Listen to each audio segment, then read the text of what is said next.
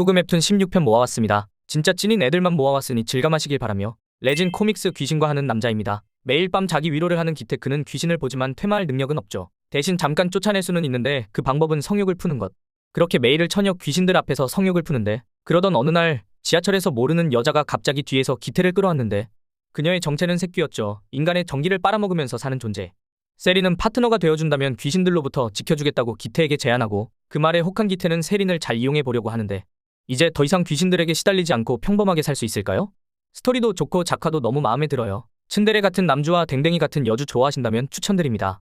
거기다 신까지 끝장나요. 서로 몸이 바뀌는 에피소드까지 버릴 게 없습니다. 리디북스 꽃은 미끼아입니다. 뒷산에 갔다가 우연히 생매장 현장을 목격하게 된 이언. 그녀를 죽이려던 살인범은 한 남자에게 공격당한 후 식물인간이 되어버리죠. 그 사건 때문에 이언은 남자의 형에게 협박당해 식물인간이 된 채우를 억지로 돌보게 되죠. 이언은 채우가 깨어나지 않기를 바랐지만 2년 뒤 채우는 결국 눈을 뜨고 이언에게 위협적으로 우리가 무슨 사이냐고 물어보는데, 기억을 잃은 채우를 보고 이언은 내가 당신의 아내라고 거짓말치고 말죠. 그 말을 정말 믿은 채우는 다정한 남편 노릇을 하는데, 요즘 정말 재밌게 보고 있는 웹툰 중에 하나예요. 기억을 잃은 채우는 유일한 기억인 이언을 놔줄 생각이 없죠. 그리고 이언이 겁을 먹지 않게 다정하게 대하는 모습이 진짜. 네이버 시리즈 퇴근길에 뱀을 주었습니다 입니다. 경고, 뱀이 나와요. 뱀을 싫어하시는 분들은 건너뛰기를 추천드립니다. 하지만 진짜 야해요. 안 보면 아쉬우실지도. 수인 세계관인 이곳은 많은 수인들이 인간들과 어울려 살아가지만 여전히 수인에 대한 편견과 차별이 존재하죠. 퇴근하던 선아는 웅크리고 있는 뱀을 발견하고 안쓰러운 마음에 집에 데려오는데, 뱀이 갑자기 남자로 변신했죠. 그 모습을 보고 깜짝 놀란 선아는 뜨거운 물을 쏟아버리고 남자는 발을 데이고 마는데, 집에서 쫓겨났다는 진한의 사정을 듣고 선아는 그의 발이 나을 때까지만 이 집에서 지내게 해주죠. 그렇게 뱀으로 변한 그를 침대로 데려와 같이 자는데, 다음날 진한은 재워준 보답을 하겠다며 시키지도 않은 짓을 하죠. 총 12화로 완결 작품이에요. 참고로 뱀은 그게 2개라는 사실 알고 계셨나요? 미스터블루 원스 어폰 어 타임입니다. 인어공주인 미아는 동화책 속 금발 왕자님에게 반해 언젠가 그와 사랑에 빠지길 꿈꾸죠. 그러던 어느 날 우연히 바다에 설치된 덫을 건드렸다가 그대로 끌려 올라가 버리고 마는데, 드디어 왕자를 만나는 줄 알고 설렜던 미아. 하지만 아무리 둘러봐도 금발의 왕자는 안 보이고, 그렇게 실망한 미아에게 잭은 바다의 보물을 찾아주면 왕자를 만나게 해주겠다고 하죠.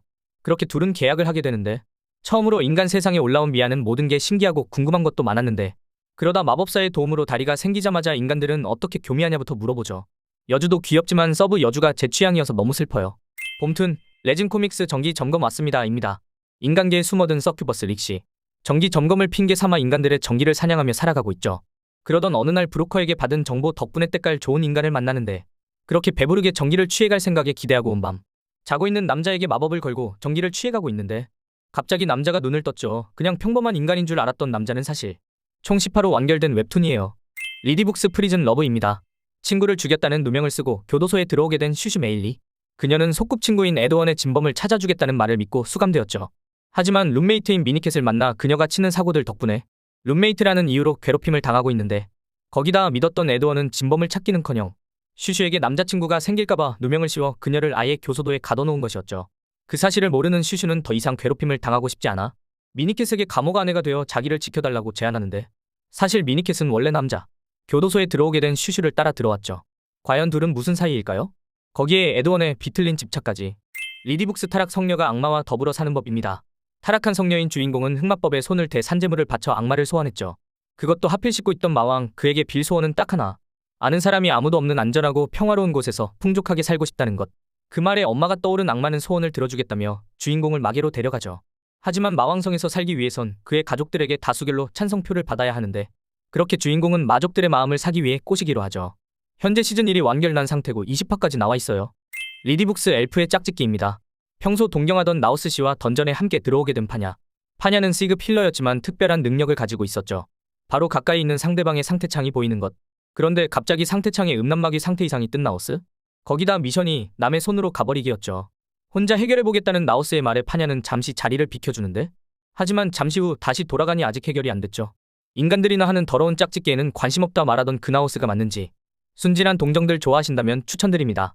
리디북스 약탈론입니다. 왕비에게 세뇌당한 채 억압 속에서 살아온 에스티아의 왕녀 레아. 그녀는 평생을 나라와 왕실을 위해 헌신하며 살아왔죠. 하지만 그 결과는 한참이나 나이 많은 남자에게 마치 상품처럼 팔려가는 것. 레아는 자기를 최고급 상품처럼 팔아넘긴 왕실에 빅엿을 주고 싶어 순결을 잃고 정략 결혼을 한 뒤 첫날 밤에 죽을 생각이죠. 먼저 순결을 잃기 위해 하룻밤 상대로 이샤칸을 만나는데 무심코 그에게 죽고 싶다는 속마음을 털어놓고 말죠. 그런데 알고 보니 그는 쿠르칸의 왕이었고 과거 자신을 구해준 레아를 기억하고 있어 그녀를 도와주기 위해 일부러 하룻밤 상대로 접근했는데요. 쌍방 구원물이에요. 리디북스 서큐버스는 음란해지고 싶어입니다. 서큐버스인 초아는 인간이 되고 싶어 인간계로 내려왔죠. 하지만 전기를 모아야 인간이 될 수 있는데 말만 걸면 다들 도미꼴 취급. 그렇게 전기를 모을 기회가 없던 와중에 우연히 전기가 좋은 남자를 만나 초아는 그에게 세뇌를 거는데 그의 정체는 대천사였죠. 인간이 되고 싶다는 초아의 말에 비는 그녀를 도와주기로 하고 초아는 그의 카페에서 알바를 하며 인간 세계에 점점 익숙해져 가죠. 그런데 문제는 초아가 다른 사람의 전기를 취하려고 할 때마다 빈이 계속 방해를 한다는 건데요. 총 11화로 완결났어요.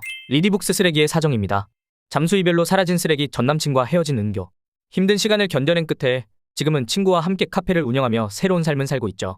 어느 날 카페 지하 창고에 세입자가 들어온다는 소식을 듣고 전남친과의 추억이 담긴 물건들을 치우러 내려갔다가 그만 세입자에게 스토커로 오해를 받고 마는데 근데 그 세입자 알고 보니 같은 학교 후배인 재현. 사실 재현은 은교에게 잠수 이별을 선물한 전남친의 동생이었고 오랫동안 은교를 짝사랑해왔죠. 드디어 마주한 은교를 절대 놓아줄 생각이 없는데 계속 밀어내는 은교와 그런 그녀에게 거침없이 직진하는 재현.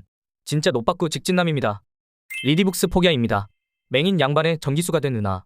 은하는 자신 때문에 기생이 된 언니를 위해 몸값을 마련해 언니를 기적에서 빼내주려 하죠. 그렇게 돈을 벌기 위해 할 수 있는 모든 일을 하던 중에 지학의 전기수가 되는데 지학은 처음부터 과하게 많은 돈을 주며 앞으로 내 목소리의 주인은 나야라며 소유권을 주장하죠.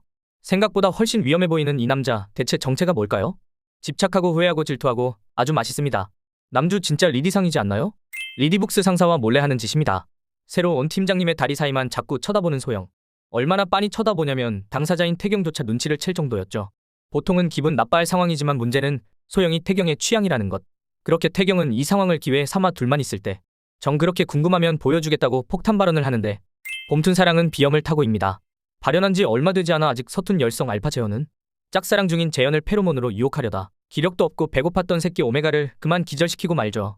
알고 보니 재현은 페로몬 알레르기 비염을 앓고 있었고 경찰이 되고 싶어하는 재현을 위해 비염약을 먹으면서 계속 가이딩을 해주려고 하는데 그렇게 짝사랑임을 숨긴 채 친구 사이로라도 남아있기로 한 재현.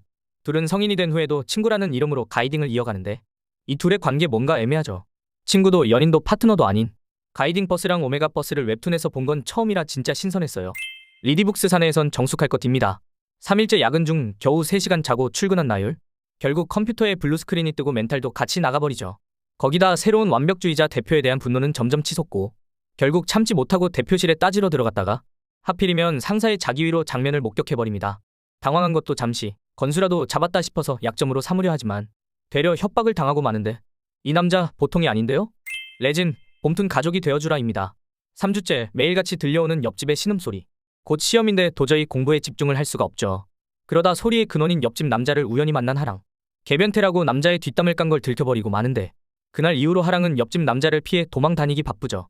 그러던 어느 날 시험을 망친 날 죽은 오빠를 대신해 자신을 바라보는 엄마에게 화를 내고 울면서 집을 뛰쳐나온 하랑은 미끄럼틀 밑에서 비를 피하는데 옆집 남자가 우산을 주고 가죠.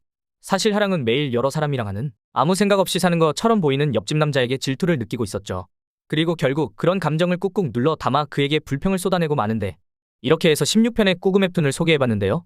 다 너무 재미있고 유명한 작품들이라 어떤 걸 골라도 후회 없으실 거예요. 재미있게 보셨다면 구독과 좋아요 부탁드리고 그럼 다음 추천 영상에서 또 만나요. 감사합니다.